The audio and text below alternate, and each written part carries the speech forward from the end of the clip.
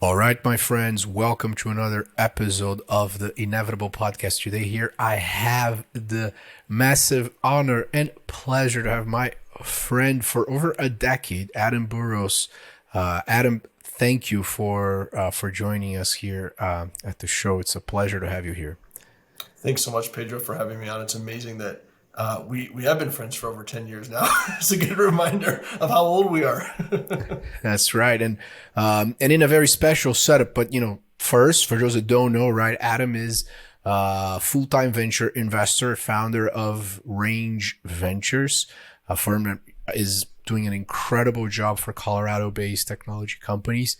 I'm a proud investor in their fund, tiny investor, but happy to be a part of it. But before that, Adam, was basically a star as a tech executive, as a senior vice president of HomeAdvisor, part of the executive team that actually grew the company from 100 million to over $1 billion in revenue. Took it public in 2017. It's Colorado's largest tech IPO. And after that, then he joined, again, the C-level executive team at Guild Education, helped the company raise its Series C and achieve a $1 billion valuation. So it's a super interesting and amazing professional experiences, both as an entrepreneur, business leader, now as a full-time investor. And for those that don't know, I lived in Boulder, Colorado for about 3 years, and that's how Adam and I connected back when I was starting my very first company. And I think our combination of kindness and aggressiveness kind of built this incredible relationship that we have. So, Adam, I really appreciate your time, and it's a massive pleasure to have you here on the podcast. Absolutely, Pedro, anytime. Wonderful. So, you went to Harvard Law, but then instead of becoming a lawyer, you joined BCG. Why did you start your professional career as a consultant, and were you working with founders before at some point in school and so forth? Like, let us know a little bit more about you in the early days and what was going on. Yeah, sure. So I did go to law school, and I went to law school for the reason why I think a lot of people at least went to law school. Hopefully, I'm sure still going to law school for this reason, which is the adage, you can do anything with a law degree, i.e. if you have no idea what the heck you want to do, go to law school. And that was the case with me at age 21.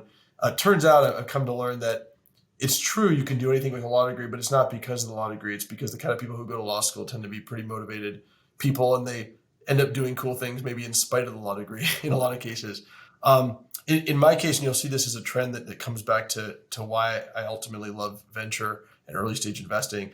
When I was in law school, I started gravitating towards entertainment law, actually.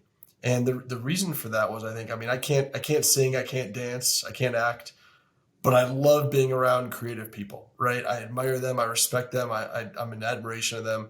And I want to do my small part into helping them do more of what they do so well. And so when I was in law school, I was doing entertainment law. I was doing entertainment law out in LA. I was working for a law firm one summer.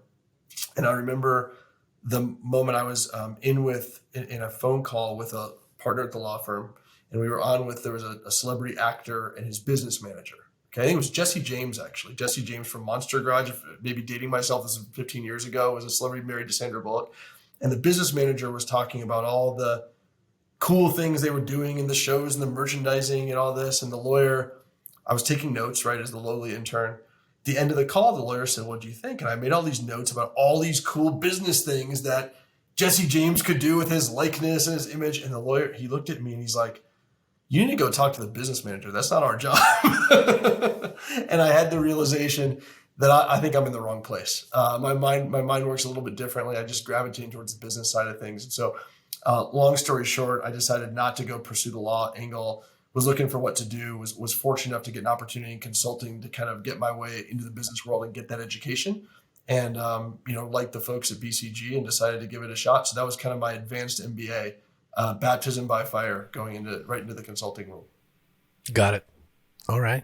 And how was the transition from there to tech, basically? Because you went from BCG straight to HomeAdvisor, right? I went from BCG straight to HomeAdvisor. The transition from law school to BCG was incredibly hard. I'd never even opened an Excel I'd opened Excel before or used a spreadsheet, and now I'm talking to Fortune 500 CEOs and executives.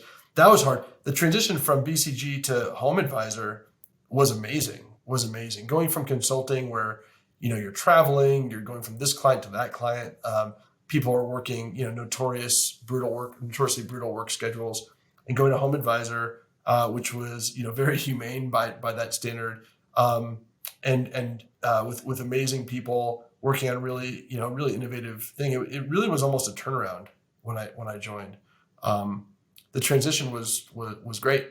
I definitely had to take down even though it was a fast-paced environment, HomeAdvisor, I definitely had to take down the pace from consulting. Were you you stayed in Boston and then you went to Colorado for HomeAdvisor, or were you already in Colorado? I was in Chicago for Boston Consulting Group, actually. I was in the Chicago office. Moved to Colorado for, I think, the reason that people have always moved to Colorado and are now moving more so, which is just the weather's great, right? There's a lot of outdoor stuff to do. The people are incredibly nice. And it still keeps a little bit of that, pioneer attitude of like, hey, we're leaving for a better life, right? Moving out west for a better life. It still had that when I moved here. I think still has that for a lot of people. And I was just amazed by the acute positivity you felt among people here, Pedro. I don't know if you sensed that when you were in Boulder. I know you felt like it was still cold for you coming from from Brazil, but that's right. Yeah. Well, that's why I enjoy Miami, but definitely people are super warm and welcoming. I mean, overall, folks are happier. But I feel that about Miami as well. I just find that a lot of people are depressed in San Francisco, and maybe in Chicago as well. Chicago, everybody's walking around depressed, especially all winter. Exactly. So the sun makes a big difference in our moods for sure. If it's cold, that's what Denver and Miami have in common. I think they're two of the three most sunniest cities in the country, right? That's correct. Yeah, more than 300 days of sun. But one thing, for those that don't know, what is right or a home advisor, and kind of walk us through a little bit about. It seems like that is the idea. That's the most obvious startup idea that keeps coming up and up and up. Again, it's the idea that we've had, right? That's how we connected, because we were doing the same thing for Brazil. So marketplace for service providers, and there's infinite ways in terms of how you're going to monetize it. In most people, they get it wrong. TaskRabbit, HomeJoy. What was that other one? Red Beacon. Red Beacon. Remember, like all these businesses, and you guys manage. I mean, just like explain what HomeAdvisor is and why did you get it right? Great question. Well, so HomeAdvisor, now Angie, right? We bought Angie's List, and then they rebranded the company as Angie in the last couple of years. I left 4 years ago, just for context. Is the largest marketplace connecting homeowners and local service providers, so plumbers, roofers, contractors like that. And as Pedro said, I mean, I was phenomenally lucky to work there. I mean, we had an amazing team, amazing journey. We can talk more about that if you like, but it's a phenomenally interesting business as well. As Pedro said, it's the simplest, most obvious sounding idea on the surface, and the most complex, operationally difficult business behind the scenes. And so it's a phenomenal place to learn, because you learn direct to consumer business, right? On the consumer side of the marketplace, homeowners. You learn SMB in the contractor space. You learn enterprise, because you're dealing with suppliers and home improvement brands.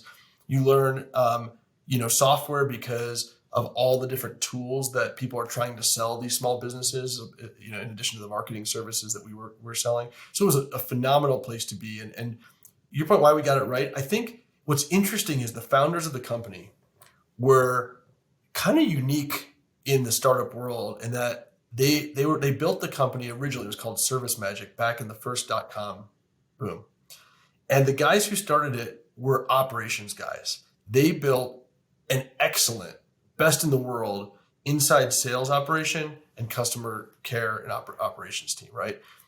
They didn't really care or excel at branding, UX, consumer product, things that everybody in Silicon Valley leads with, and clearly are super, super important. But when something like this that is won on operational difficulty, that's what allowed HomeAdvisor to win. We'd see companies like something you mentioned, Pedro, that would come up and raise a bunch of VC money, and they were classic Silicon Valley product design people. And they're like, yeah. Those big call centers that HomeAdvisor has, all that human capital and stuff, that they're just dinosaurs. They don't get it.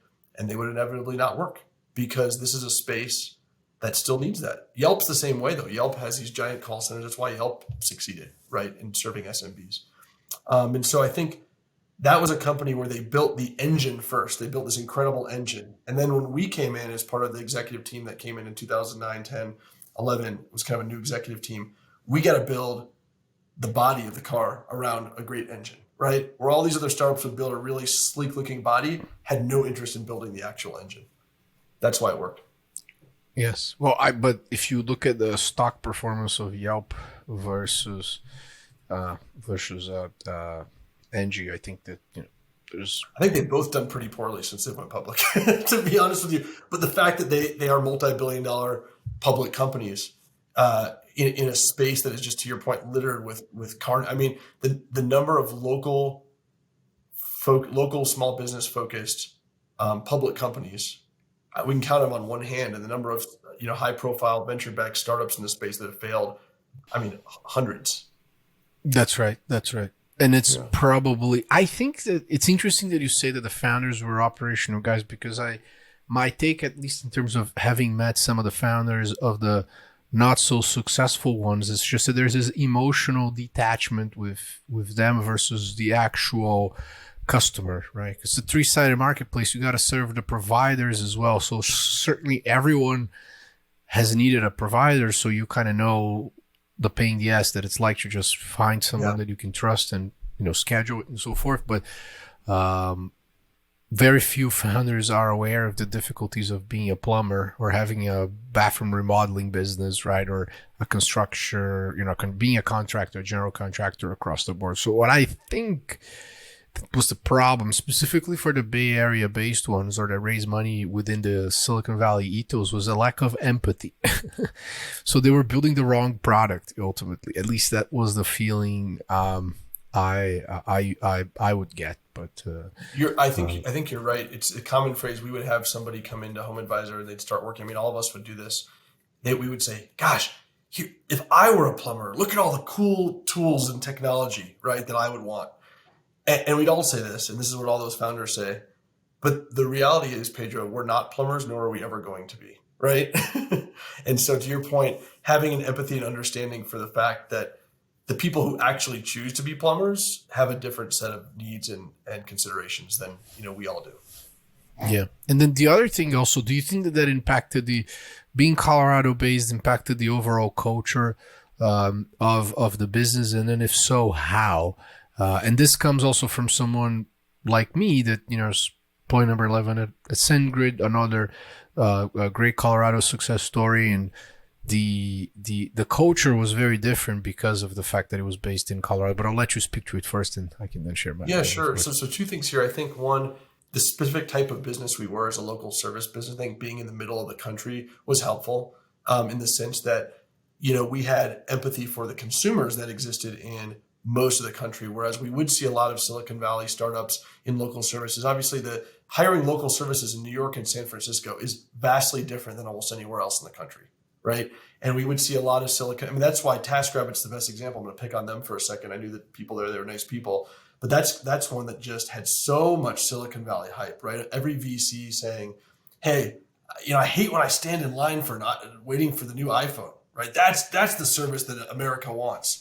Right, very kind of out of touch with what most people were needing. So that was an advantage for being Colorado for that type of business. More broadly, seeing the praises of Colorado as a place for any tech business, I think a couple of things are true. One is that people here, it's still less. It's growing a lot, but it's less mercenary than I think the Bay Area tends to be. And so as you're going through a startup, and inevitably every startup has bumps in the road. People tend to stick with you a little bit longer here, right? It's a pretty happy medium. It's not like you're building a startup in, I'm going to pick on where I grew up, but like Des Moines, Iowa, where there's no other option for someone to go to, and they're going to stick with you through no matter what, and you can get away with anything. In Denver, right, there's a lot of other options and competitiveness, but not to the level where the second, you have a bump in the road as a startup, that engineer's got 15 calls, with crazy salaries from Google down the street or Uber, and they're going to jump ship. So I think historically that's been a nice thing. And the other thing is, Pedro, that, as you said, the kind of people who have chosen to move here are people who are a certain kind of person who are proactively saying, hey, like I left the Bay Area, I left Chicago, I left wherever, right? I take that big city ambition with me, but I want a little bit better balance. I want a little bit more humaneness in dealing with people. I want to bond with people over, the outdoors and things outside of work. And so I think that just makes for a really great company culture as well. Interesting. But then, well, we can talk about guild, but I think just coming into Colorado as a whole, and we can go back to that at some point. It's just Range Ventures being a pre-seed seed fund focused right in Colorado.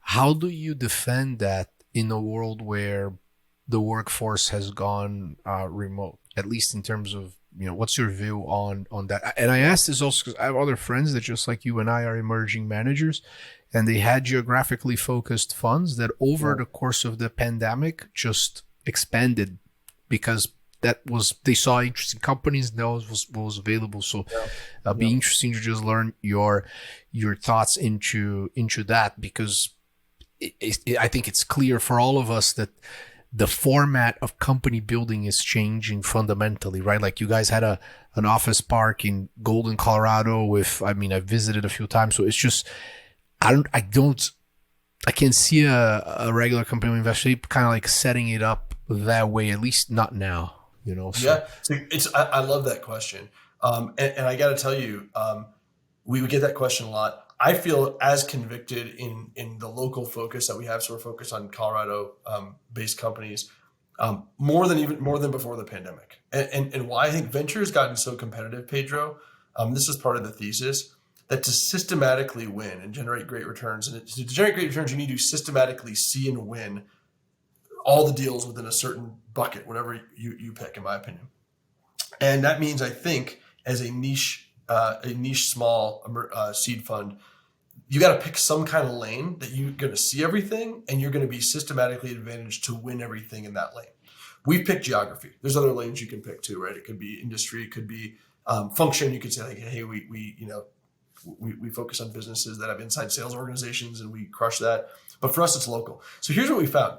There's a lot of people that have moved here, a lot of founders that have moved here from elsewhere. And I talked to all of them, and some of them have raised their seed round before they moved here. And to a person, Pedro, they all tell me, man, I wish I would have met you before I raised my seed round, right? They came to Denver not to go sit in their basement and just build their company. They want to be part of the community here. They all tell me, please plug me into the community, right? How can I meet other founders? How can I be part of this tech community? And so that's part of our value proposition as a Colorado-focused fund, is when you take money from Range, not only can you meet with myself and my partner and have coffee and have a beer, which people, believe it or not, still like. They don't just like to sit on Zoom all day, right? But they also want to be part of the local community, and they want the community behind them. And that's what we offer as well via our LP network and some other things. And they also generally, even though they're willing to go build the company somewhat remotely, or maybe even all remotely, everybody still seems to have a preference for hiring their other senior leaders around them if they can. That's correct. Yeah. And so we've invested in the local talent and have placed a lot of people in our portfolio companies already. That's great. Well, it's interesting because that is the same feeling I get in having moved from Silicon Valley to Miami.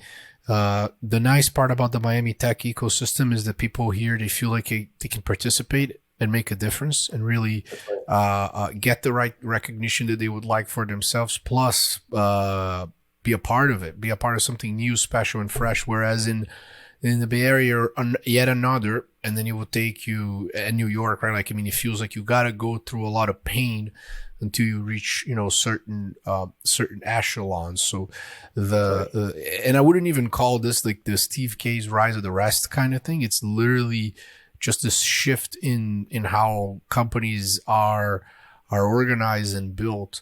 And I frankly, offices aren't dead. What is dead is just the 9 to 5, right? Where people now, they culturally, I suspect, if they want to go to yoga at 3, they come back or not come back, or just work in the mornings at the office or something like that. Like, each company will slowly figure itself out. But I heard this from a fully remote founder, that he's like, basically, like the most amount of time that the company can stay with Unity and emotional batteries recharge is 7 months. We can never go more than 7 months without having a full offsite with everyone on the same place. So we can have a little more empathy and learn that when you're pinging someone from finance for something, that's a human that has a family with preferences and tastes and hobbies. And because the serendipity is definitely something that is fully missed. I mean, everything I've learned, the most interesting things I've learned at SendGrid were not scheduled. They just happened. 100%, Pedro, right? I think of some of the big strategic ideas we had at HomeAdvisor were 5:30 p.m. Someone popped into my office, or I popped into someone's office. Hey, I have this great idea, and maybe I'm old school in that regard, but there's just something about that I think a lot of people like. And this is a broader conversation, but I'm actually kind of bearish on the hybrid workforce over the long term. I think I understand why companies have gone to it now in such a hot talent environment, not wanting to alienate anybody on their team. But I just think, it's going to be really challenging as companies say, hey, we've got, half the team that's in this meeting, and when the meeting ends, they're still continuing the conversation. And the other half that's at home now out of the loop for that conversation. I think you're going to see companies start bifurcating a little bit into more place-based, not saying you're going to come into the office 5 days a week, but most people will be in, say, Denver or fully virtual, right? And I think you're going to see workers opt into one of those two outcomes. I personally know people, and you probably do too, Pedro, who specifically are like, I only want to work in a virtual company. And other people who say, I really want colleagues that I can go see, 2-3 days a week regularly. So I think there's groups of both people out there. Yeah, absolutely. Oh, I rented an office space here, and it's been extremely important just to get out of the house and get back into that, flow of feeling the energy of others and so forth. And slowly we're building out. The team today is distributed between San Francisco, London, New York, Miami, and in Brazil. And we're centralizing in the Bay Area, Miami, and Sao Paulo. But it's interesting. I'm not a big fan of just because of the serendipity. And think about it this way, I think, as just like as an alternative, right? Imagine if you actually had one company that was like the old school company, that everyone would come into the office and you were doing crazy. Like that doesn't sound that crazy, but that powerful force of creating a cult. If one manages to get something like that done, reuniting the correct types of individuals, it could be very powerful. Thinking even the hacker house concept of how Facebook got started, or how YC kind of has their companies all rent houses in Silicon Valley versus, which frankly there isn't much to do in the Bay Area aside from hiking. So that's why everyone works. I am yet to see some companies doing that, but I think that if a leader can pull that off, that would be very smart. And I think you'd have to be intentional about it also from a recruiting standpoint versus just trying to operate like big companies that, all these large businesses, my friends that work at big banks, for instance, they say they're super scared that 30% of people are going to quit because they hated going to the office. And it's a bigger phenomenon, right? That's behind this. They probably are. They probably are, Pedro, right? There is probably 30% who would quit. But to your point, you have to be intentional and build from the ground up, and you're going to only attract the people who actually want whatever environment you're building. That's right. And then the other thing is also get a job that you like, right? You shouldn't hate to go to the office. It should be a nice, interesting experience across the board. So you still had, of course, right, another chapter once you left HomeAdvisor with Guild. How was that? And today it's also a poster child, one of the most successful companies in the area. So for how long were you there, and under what stages of financing? So I joined when we were at Series B. I think I was employee number 75 ish. The first executive hire, came in as chief business officer, and then left after about a year. We raised a Series C. I think we were 220 employees, something like that. But while I was there, the company basically provides education as a benefit. So think of, your health insurance company, but for an educational benefit. If you've heard of Walmart or Disney or Lowe's or Target that offer fully paid college degrees for their frontline employees, that's Guild. And when I was there, we signed, our first gigantic clients in Walmart and Disney to really set the company off on the trajectory that, the folks there have kind of run with and continue to execute on.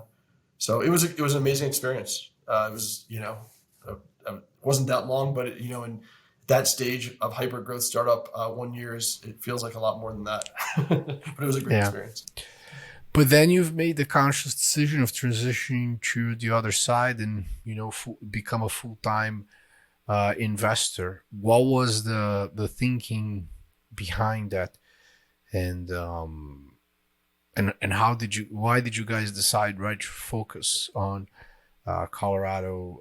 Out of all the lanes that you've said, why did you pick this one? Why did we pick this one?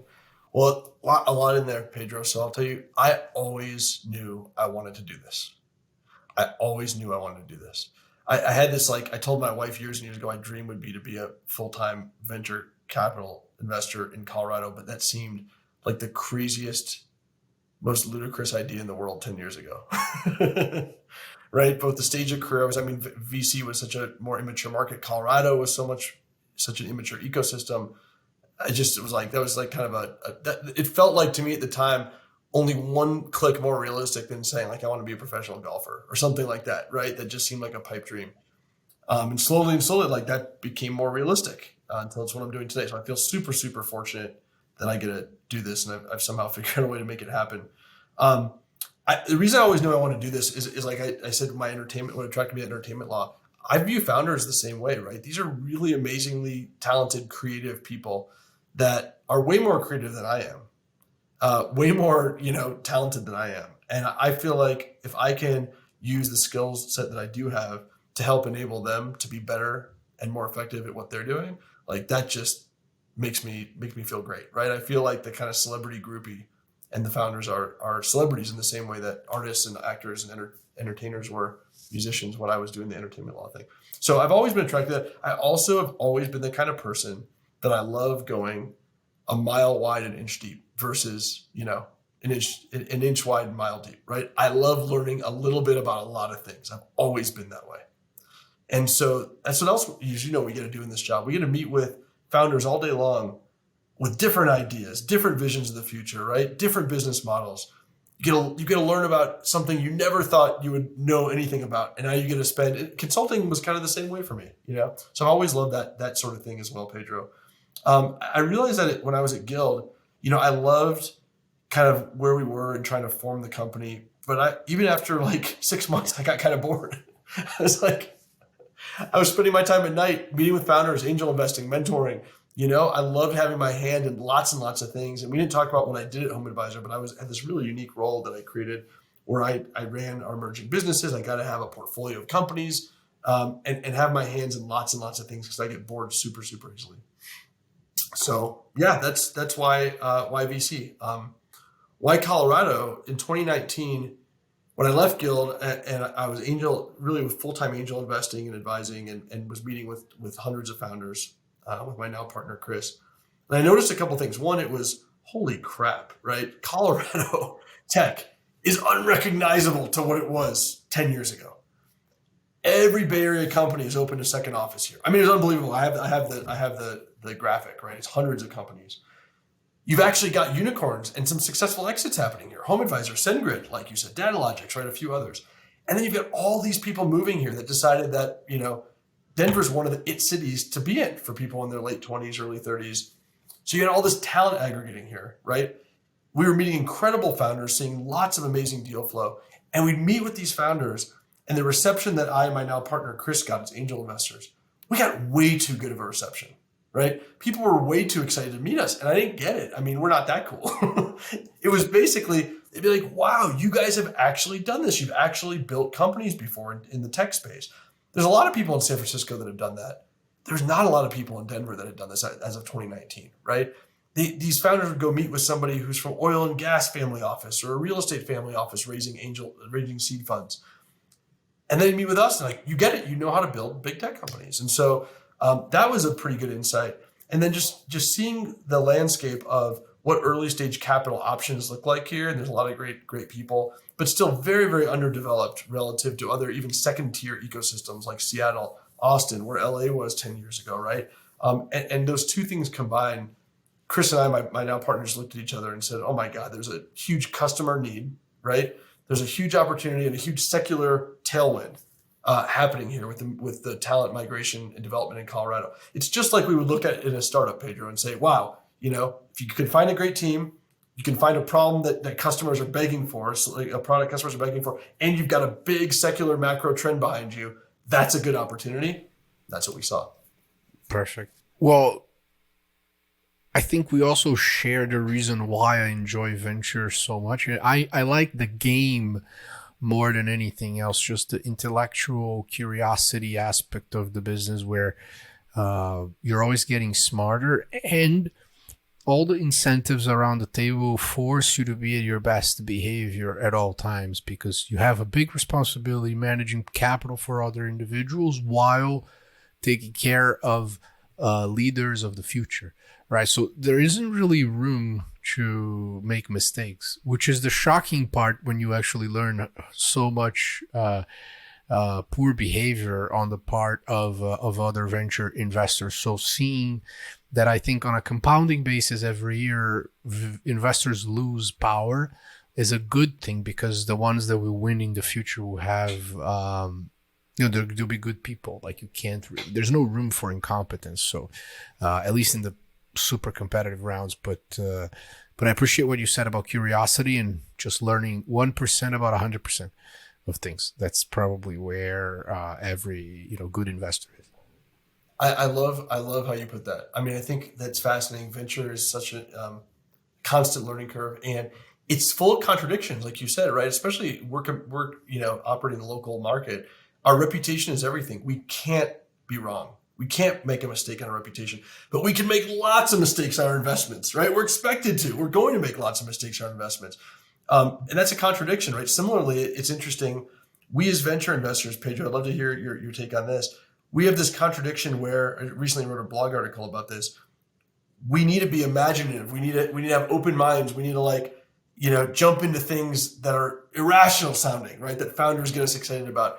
And at the same time, we need to be highly skeptical, right? Searching for red flags and things that could derail an investment and things that should make us be wary and be careful. And so you're having to hold both in your head at the same time. And I think that's what makes this so phenomenally interesting. That's right. Timing as well matters tremendously, right? It doesn't matter being right about a trend, but it has to also, the timing matters quite. There's a significant aspect of success in that sense as well. So what has changed in your day-to-day life before and after becoming a VC? Yeah, a lot, in the sense that I have a lot more control over my schedule. I mean, it's my own business, right? Myself and my business partner, we nothing gets done if we don't go do it, right? And we don't go make it happen. I find that incredibly motivating. It provides me a level of autonomy and flexibility over my life and kind of interweaving my life. It's funny. People have asked me, they say, "How's your job?" I'm like, "What are you talking about?" Right? I don't have a job. I'm never going to have a job. This is what I do. It's integrated into my life. And similar, someone says, "What kind of hours do you work?" And I looked at them and they're crazy. I'm like, "Always and never."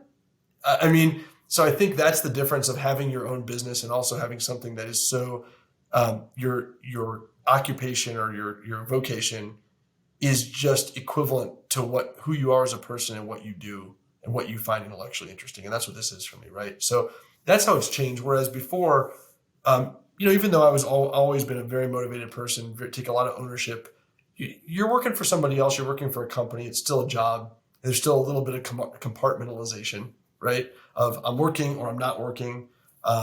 And so I think that's a big difference. The thing I miss, there's 95% 5% of everything about venture I love and prefer. The 5 or 10% that I really, really miss, I do miss the camaraderie that you would have with a larger team and the mentorship opportunities, when you're building a team at a company. And It's very lonely. Very small. Yeah, it can be lonely. And I wouldn't have done this without a partner. I'm really grateful to have my partner, Chris, who's great. And we have a team of 2 others, Kendra and Jackie, who are amazing on our team as well. But it's not the same as being part of a company with 100 people or 500. I agree. Well, I feel like I haven't had a job in many, many years, at least, 6 years or so, 6 or 7 years. But you are correct that it takes this, it's a higher level of self-reliance. Also, when you are the owner of the company, which is, our case with our firms, it's also different than being employed by a firm that has managed to build its brand and reputation for a longer period of time. So you do have to bring it every day and and actually come with tons of energy. But I like the way that you says, like, when are you working? Always and never. It is nice, eventually to say, look, there was this one time I was super tired and I had a massage at 2:30 p.m. and it felt great. Like I could do it. And, it's my responsibility to know that it's possible to do that without wrecking my schedule. If you have a job that you got to show up, it's a little harder. So those consequences are actually quite interesting. Where do you think that the market is going to go, and how much macro might impact private market valuations? Do you have an opinion on that? Yesterday there was an article that came out on the information, I think ultimately just about like Vinod Khosla bitching about like all these LPs asking his opinions on the market. And I've never seen so many VCs talk about market conditions at the macro level or be so attentive to those things, how I'm seeing now. And I'd love your take on it. Yeah, it's a great question. I think we all think about this a lot, right? I'm going to disappoint you that I'm going to make 0 predictions on the macro because I think it's completely unpredictable. I think macroeconomics and the stock market and everything are things that are completely unpredictable, but obvious in retrospect.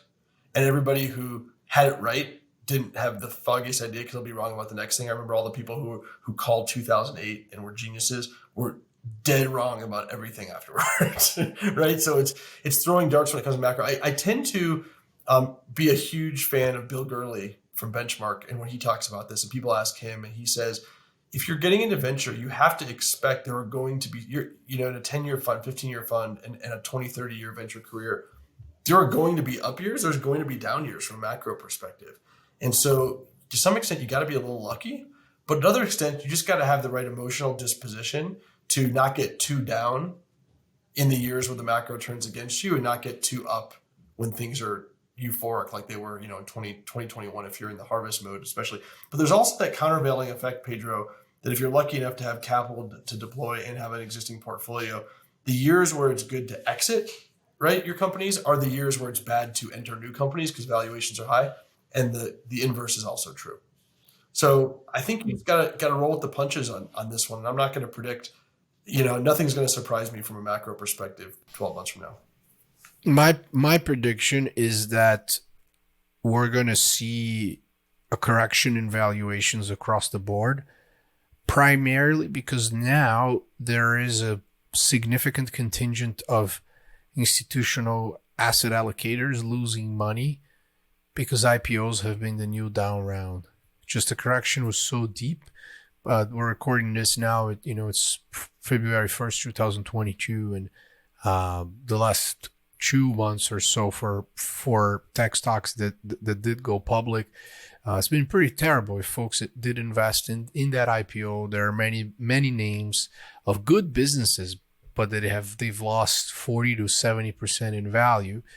And when you have that amount of folks under water, and there isn't another way to underwrite it at a higher gain in the future, right? So everyone needs a follow-on capital or someone that's going to buy at a higher price than what you're paying. So when there isn't an answer for that, inevitably a correction will come, and it could even be that I saw the loss of valuation discipline happen throughout the past 2 years, whereas we became price takers, not price makers, as a collective of investors. And it could be that this will be something that slowly people are going to stop paying up, right? And sometimes the expectation that you might have for a crazy price might come half of that. Still good prices. I don't think we're going to be seeing ultra high quality companies at the seed level raising at a $3 million valuation. Like for very good teams, like that won't happen again. That being said, I suspect that prices will at some point normalize to a new normal that is lower than some of the action that we are seeing today. Just because at one point someone is going to have a hard time underwriting or paying these higher prices, and maybe there is a set of companies that will never have to suffer through that. But I'm starting to see a different sentiment, at least, Oh, I do agree with you that based on where the public markets have been, it's just not rational to pay what people were paying in second half of 2021. I think everybody's in a little bit of a wait and see mode. Pedro, I mean, I'd be curious to get your thoughts if you've actually seen real like kind of new rounds happening at lower prices. Because I think people are waiting for those 900 unicorns that were kind of like at the precipice of going public, and the Tiger Globals and people who are setting those high prices, looking to see some real concrete moves there. And that's going to filter down. I think people at the seed stage are 100% skittish about paying the valuations before and feeling like they should be lower. But from what I've seen, people are a little afraid to go first in terms of putting those new lower term sheets in front of founders, because those founders don't think about macro every day like we do. They're not as attuned to the market. And they just see, hey, my friend in December of 2021, I know what valuation they got for their seed round. That's what I should get too, right? Try to be founder friendly. Being the first one to put a term sheet that a founder views as insulting in front of them is challenging. I'd love to get your thoughts on that. As we sit here February 1st, 2022, knowing that 3 weeks from now the market could be all-time highs or all-time lows given the volatility. The rationale of founders talking to other founders about and trying to just compare prices in that sense it's a very emotional way of looking at things, and certainly is the way that people think under those circumstances, because half of the pricing logic is emotional when you're investing as early as sometimes pre-product market fit anyway. So there's a combination, I'd say, that you got to underwrite for fund math as well as future dilution. Overall, is this a company that you can see putting 500-700 million to work? Is it possible that if this succeeds really well, the reserves profile of the fund are going to break and you're going to have to run an SPV just for the pro rata for that deal, et cetera, et cetera. So a lot of things, at least in my mind, go through this flexibility of price in terms of how we would underwrite a certain valuation. And I also see that the smartest founders don't care only about price. There's certainly a threshold, but once that breaks, they care way more about the people that they're going to be working with, reputation and brand, and the ability of that logo to bring more capital. So I think, if you get what would be considered, quote unquote, tier one, and they're paying less, you should probably take that offer because you want to work with people that are more experienced, right? Versus a higher valuation from someone that you don't necessarily get along. Because I think an important reminder is that the present value of any startup is always so distorted, because whatever valuation you pay today, that they got to build up towards that value. So you don't want to overextend yourself as well, because suddenly the expectations will get far, far higher. And that could be a dangerous play, even psychologically. I have seen companies that kept getting up rounds, and they just didn't execute as well as folks that were a little more organized and weren't optimizing to be a unicorn, but to continue to raise. There's one business that is today an $800 million company, and they're doing spectacularly well. But they didn't optimize for the unicorn. They could have, but they didn't. And I thought that was a smart move anyway. I agree with you. And that's something, just being an investor, professional investor for the last year and a half, I've come to appreciate more. And Pedro, I think you alluded to it before, but I'm continuously amazed at most VCs that I've encountered, generally do the right thing by founders that I've seen. But there's a large plurality who don't. And that's what I've been amazed at, is how many VCs still, people who've raised multiple funds that we've run into, just don't do what they say they're going to do. I can't believe that founders take money from some of these people. And, that's an opportunity for those of us that actually do, Pedro, like you and I, but it also speaks to who you take money from is so much more important than the valuation ultimately, And I think that's something that founders don't realize, but we have actually seen the implications of that all the time on our side of the table. Yeah. Have you had any realization as an emerging manager that you were not expecting, either in terms of the challenges that you got to solve or how to run the business and so forth? I think that one of the things is what I just described, right? It's like, I'm just kind of amazed to see two things. One, how other VCs act, right? And the other one, and to see the fact that, hey, just doing what you say you're going to do, being a good person, following the golden rule, treating others how you want to be treated, in VC, as it does almost any profession anywhere in life, puts you in the top 20% of everybody just by that alone, right? Then all the other value add stuff is where you try to stand out within that, but that already catapults you above most people, which is amazing. I think the other piece that's interesting is the piece I always wrestle with, Pedro, and I'd love to get your take here too. The thing that does keep me up at night and gives me pause about being a VC is how much luck is involved, right? And I debate this all the time. Is it 10% luck? Is it 90% luck? It's probably not 10%. It's probably not 90%. It's somewhere in between. I don't know how much, but it might be 50% luck. It might be 60% luck. I don't know, right?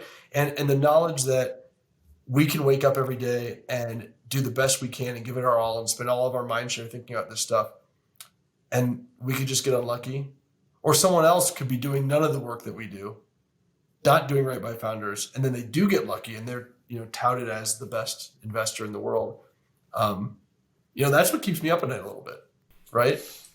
Yeah. For me, 2 points. So the luck point was my favorite quote of all times from Seneca, where he says, luck, is when preparation meets opportunity. And I think that's the way that you want to think about luck in our business. Luck is an absolute necessity for success. That being said, it also means that you got to put yourself in situations in which you can create your own luck and be ready to act when it's in front of you. So it's not just, randomly that these things will happen, but luck plays a factor for sure. But you got to be prepared for it, and hopefully prepare as much as possible to be lucky.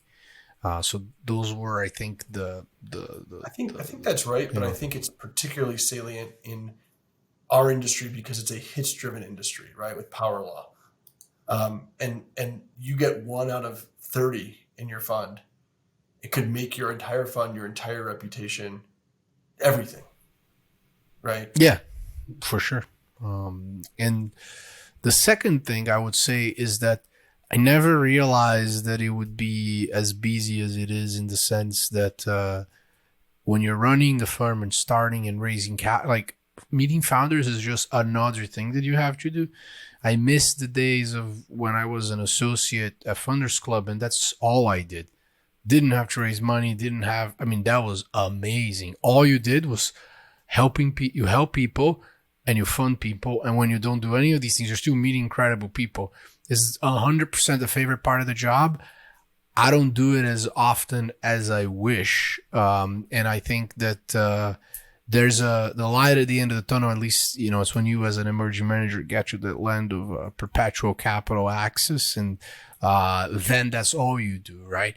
And it kind of changes the game. But it takes a few years to get there. And that, not to say that I like raising money, but it's not as fun as spending time with founders.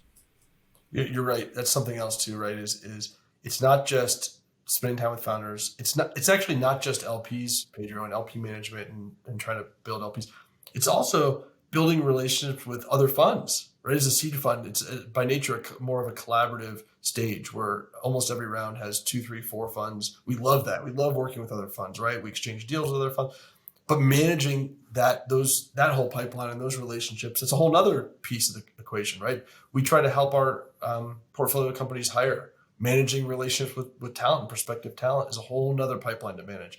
So that's what I think I maybe underestimated, to your point, was just how many parallel stakeholders you've got to devote mind share and time to. Exactly. And all of them have a different agenda. You're in the service business. You certainly have a set of challenges. So, shifting of gears here, and we usually, when we're wrapping up, we always do some rapid fire questions, and one of them is that I always like to learn about what's the ideal morning routine, right, for you. If you could control every aspect of your morning, how would it look like and why? Well, number one, these days as a parent to a 9 and 7-year-old, my number one objective for the morning is just no screaming, no fighting, no yelling, kids getting out the door on time. So it's changed a little bit from let me envision my ideal morning to just like a non chaotic morning, getting the kids ready for school.